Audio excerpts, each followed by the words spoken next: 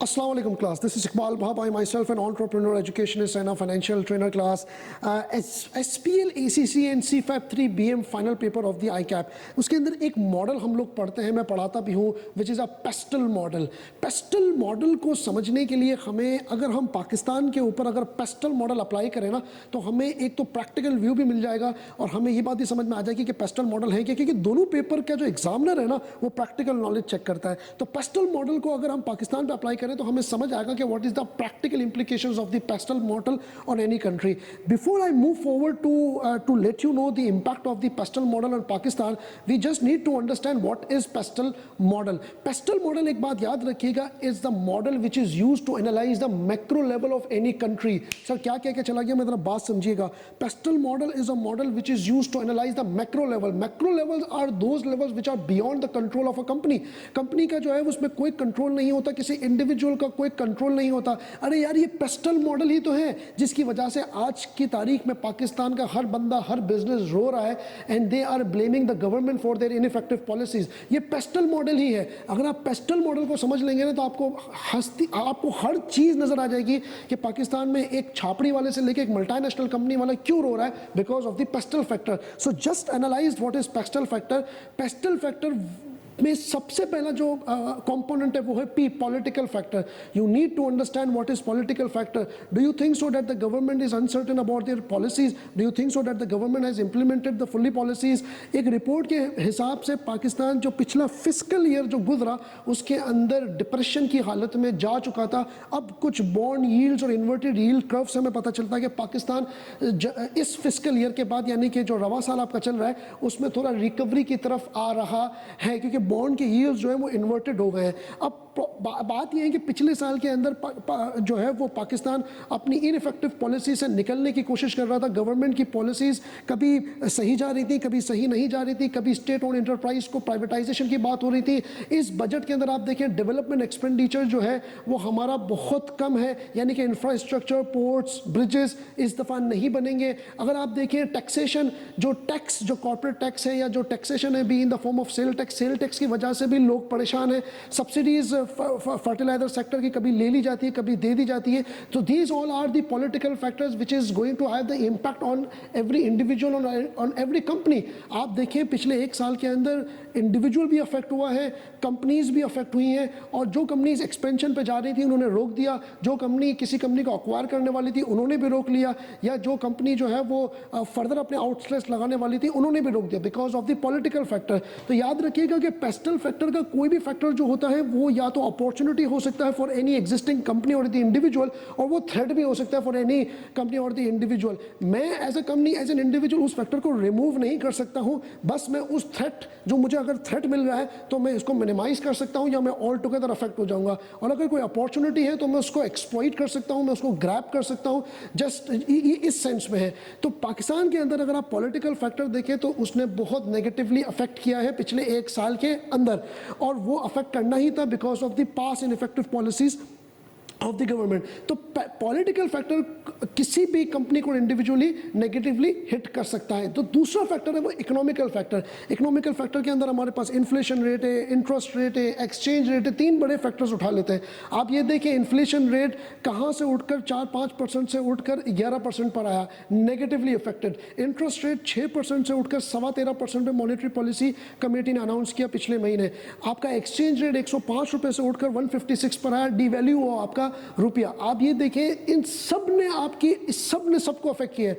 आप normal item से, food item से उठाएं, ट्रांसपोर्टेशन से उठाएं, ऑयल, बिजली, आपका चीनी, आपका दाल, आपकी जो सीपीआई, जो कंज्यूमर प्राइस इंडेक्स का जो मेथड, जो इन्फ्लेशन कैलकुलेट करता है, और कंज्यूमर प्राइस इंडेक्स के अंदर जितने भी आइटम्स आते हैं वो एक एक करके सारी की सारी महंगी हो गई, और इसने आम आदमी को भी अफेक्ट किया और कंपनी को भी अफेक्ट किया. इंटरेस्ट रेट 6% से उठ के 13.25% पे गया. कंपनी की फाइनेंस कॉस्ट बढ़ गई, जब कंपनी की फाइनेंस कॉस्ट बढ़ जाती है तो उसकी प्रॉफिटेबिलिटी गिर जाती है, जब प्रॉफिटेबिलिटी गिर गई सर तो मैं कंपनी एज अ कंपनी मैं अपने स्टेक होल्डर्स को या शेयर होल्डर्स को डिविडेंड नहीं दे सकता।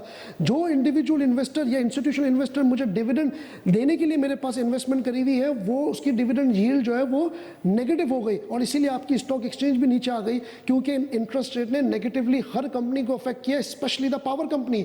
सो सर बात ये है कि एक्सचेंज रेट हो गया या इन्फ्लेशन रेट हो गया या इंटरेस्ट रेट हो गया तो ये भी हर इंडिविजुअल को मुतासर कर रहा है, क्योंकि नंबर्स आराम से बुरे ही आ रहे हैं। तो पहला हमने पढ़ा पॉलिटिकल फैक्टर जो कि नेगेटिवली अफेक्ट कर रहा है, दूसरा हमने पढ़ा इकोनॉमिकल फैक्टर वो भी नेगेटिवली अफेक्ट कर रहा है, तीसरा सोशल फैक्टर। सोशल फैक्टर एक वाहिद फैक्टर है पाकिस्तान के अंदर जो कि गवर्नमेंट के लिए भी बहुत अच्छा है और इस पूरे मुल्क को चलाने वाला वो सोशल फैक्टर है। क्या सर मतलब सर इस मुल्क के अंदर 22 करोड़ की आबादी है, बर्थ रेट ज़्यादा है इस मुल्क का, आपके यहाँ पे हर वो डिमांड है जो कि डेवलप्ड कंट्री के अंदर हो ही नहीं सकती।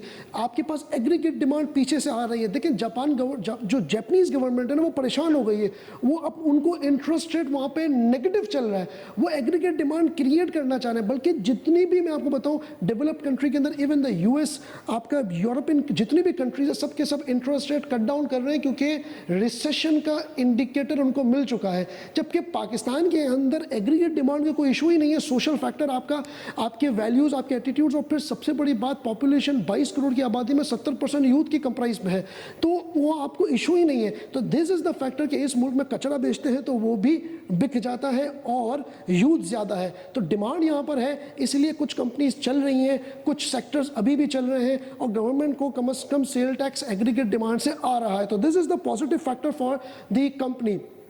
उसके बाद technological factor and the ecological factor को अगर हम कंप्राइज करें तो इकोलॉजिकल फैक्टर ज़्यादातर डेवलप्ड कंट्री के अंदर ज़्यादातर जो है वो लोग फेस करते हैं और इकोलॉजिकल फैक्टर डेवलपिंग कंट्री के अंदर इतना ज़्यादा नहीं होता। बट यस इकोलॉजिकल फैक्टर के अंदर बहुत सारी चीज़ें आती हैं, the use of the natural resources, the use of the child labour, the use of the किस तरीके से आप लॉस को इकोलॉजिकल लॉस को इसको ले रहे होते हैं। तो हम शॉर्टन करके मैं आपको सिर्फ ये बता दूं कि देयर आर मल्टीपल कंपनीज जो कि नेचुरल रिसोर्सेज को इस्तेमाल करके अपनी प्रोडक्शन कर रही हैं, तो वो that all will be expose to the ecological laws. तो इकोलॉजिकल लॉज पाकिस्तान के अंदर है तो सही लेकिन इतने ज़्यादा इफेक्टिव नहीं है जिसकी वजह से कंपनी को फ़ायदा भी हो सकता है और नुकसान भी हो रहा है।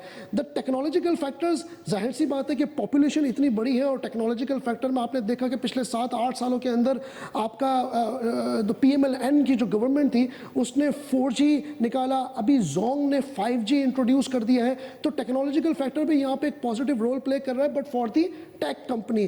तो ये दो फैक्टर्स जो है वो कुछ खास तबके को हेल्प कर रहे हैं। The last one is the legal factor. आप ये देखें कि हर तरह के लॉज इस गवर्नमेंट ने पिछले 1 साल में निकाले and that is going to affect the individual and the private companies, चाहे वो सेल्स टैक्स का लॉ हो, चाहे वो इंक्रोचमेंट के जो लॉज, इंक्रोचमेंट लॉज की वजह से जो सुप्रीम कोर्ट ने कहा तो सारी कंपनीज जो है वो सारी जो है वो बिजनेस वाइप आउट हो गया, चाहे वो करीम के ऊपर लगने वाला सिंथ सेल टैक्स लॉ हो। तो कहने का मेरा मतलब ये है कि लॉज जो है वो लॉज की वजह से कंपनीज अफेक्ट हो रही हैं। सो इन शॉर्ट इफ अगर आपसे कोई पूछे कि पाकिस्तान के अंदर प्रॉब्लम की वजूहत क्या है तो आप कहेंगे the PESTEL factor, the B it political, B it economical और बी इट सोशल और बी इट लीगल। तो ये फैक्टर्स की वजह से हर कंपनी जो है वो पाकिस्तान के अंदर अफेक्ट कर रही है। तो सर क्या ये परमानेंट रहेंगे? नहीं, जैसे जैसे ये पेस्टल फैक्टर रिवर्स पे जाएगा हालात जो है वो इकोनॉमिकली हालात अच्छे हो जाते हैं। हर 10 साल के अंदर ये पेस्टल फैक्टर कभी negative, once in a 10 years ये नेगेटिव होते हैं और उसके बाद जो है ये पॉजिटिव होना शुरू हो जाते हैं। कल की तारीख में गवर्नमेंट की पॉलिसीज लैक्स हो जाएंगी, लॉज लैक्स हो जाएंगे, इंटरेस्ट रेट आपका नीचे आ जाएगा, इन्फ्लेशन नीचे आ जाएगा, एक्सचेंज रेट स्टेबल या बेहतर हो जाएगा। So you will see the lot of improvement in the private sectors और नंबर्स आपको बताएंगे। तो आई होप कि आपको ये वीडियो जो है वो समझ आई होगी। तो thank you so much for watching this video and I would like you to subscribe my YouTube channel for the further videos in the future. Thank you so much.